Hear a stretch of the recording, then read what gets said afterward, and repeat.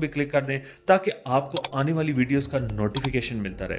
दोस्तों, अक्सर हम समझते हैं कि अगर कोई हमेशा हमारी तारीफ कर रहा है तो वो सच में हमारा दोस्त है, लेकिन डार्क साइकोलॉजी कहती है कि आवर कॉम्प्लीमेंट्स एक ट्रैप होते हैं। जब आपको लगातार प्रेज मिलती है तो आपका सबकॉन्शियस उन बातों को एक्सेप्ट करता है और आप सामने वाले पर और ज्यादा ट्रस्ट करने लगते हो।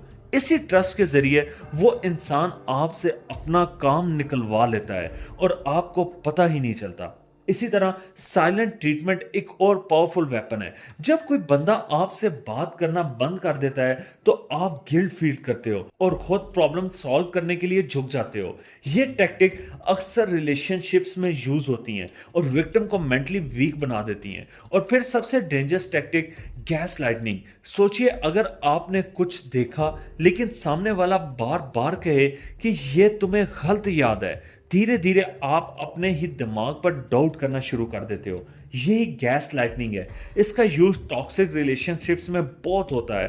तो ये इंसान के कॉन्फिडेंस को तोड़कर उसे डिपेंडेंट बना देती है। साइकोलॉजिस्ट ने एक और स्केरी कॉन्सेप्ट डिफाइन किया है, डार्क ट्राइड। ये तीन चीजों का कॉम्बिनेशन है।